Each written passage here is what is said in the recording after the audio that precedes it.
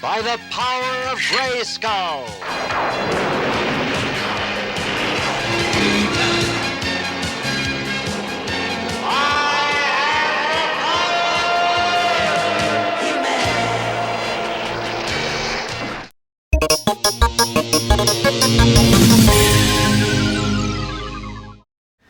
Hey guys, Pixel Dan here. After I released my video review of the new Masters of the Universe Classics Teela figure, a whole bunch of new questions popped up online. Of course, with this being the first female figure we've seen, it was expected that there'd be a lot of additional questions. So I thought it'd be a good idea just to do this little follow-up video here just to address some of the small questions and issues people have had with the Teela figure since seeing my video review. So let's go ahead and jump right in. First thing I want to do is point this out to you guys.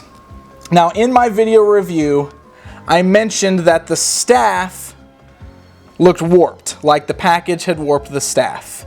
Once I posted the video, many actual fans of the Classics line contacted me and told me that this is not the case, that this is modeled after Teela's staff in the early mini comics and on the old production pictures of the old figure on the back of the package. Her staff is actually intended to be twisted like this. So just for confirmation, I did contact the Four Horsemen to ask them, and they did confirm that the staff is meant to be curved like that. It is not warped. It is meant to be curved like that. So that was my mistake for making it sound like the staff was warped out of the package. That is not the case. The staff is supposed to be curved.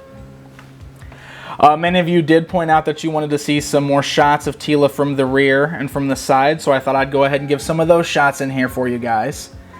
And many of you actually asked about the clothing on her body. So let's go ahead and discuss that a little bit. It does appear that her clothing is a separate piece, if you can tell. It looks like it's a separate piece that is permanently attached to the body. It is permanently glued on. But you can see up here towards the top how you can kind of see through that it is not actually sculpted to the body. It's attached. Now, this is made of a really hard plastic. It's just as hard as the actual figure is. Because this is so hard, first of all, I pointed out in the other video, there's no torso articulation, meaning she cannot bend forward at all except for, with her legs. Now, because of this added clothing piece over the body, the torso twist, or the waist twist, is also completely eliminated. Teela cannot turn at the waist. It is not possible. It's not there. Now, is that articulation piece underneath? I'm not sure. The only way to tell is if you ruined the figure and, cut off this piece that's permanently attached.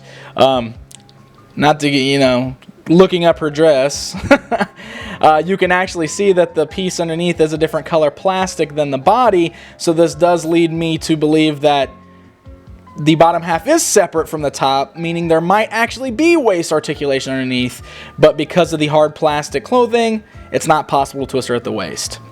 Now, of course, the other problem this causes is with her skirt.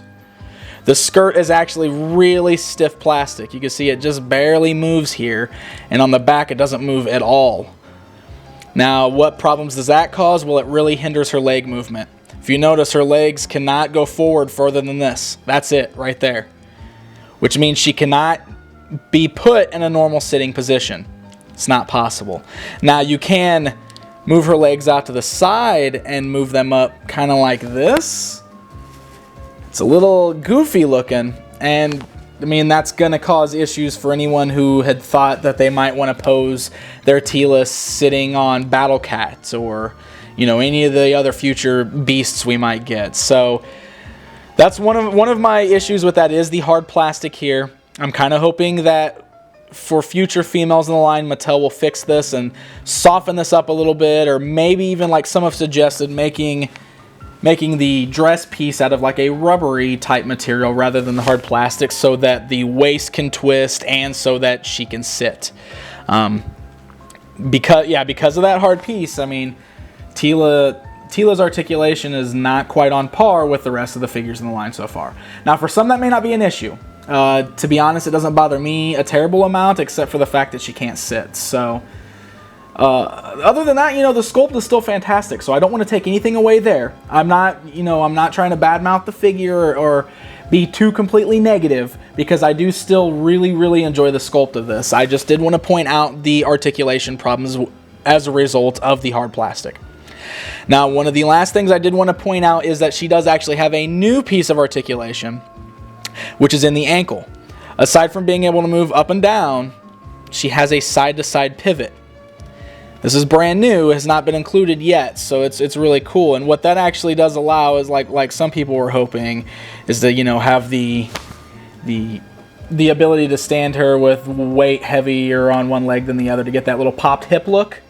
The added articulation in the ankle actually does help you be able to stand her that way. So that is actually pretty cool. So while we're lacking articulation in the torso, we do have some added articulation in the feet, so it's a nice touch. So I think that about does it. Oh, the one other thing I did want to point out, in case anybody didn't realize in my other review, the extra head is not permanently attached to the snake armor. You can actually pop that head out. I showed it in the video, but some people still questioned, wanted to know for sure.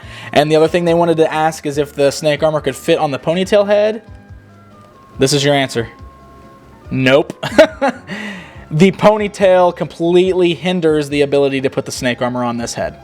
As you can see, it's a solid sculpt up on the top. It's made specifically to fit on this helmeted head.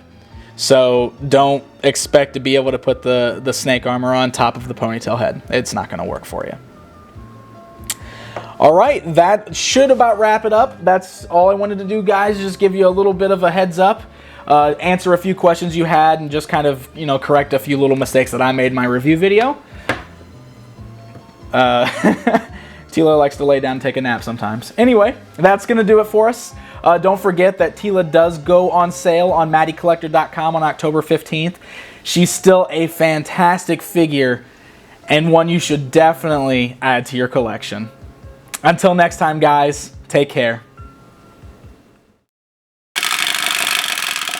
Toy Talk!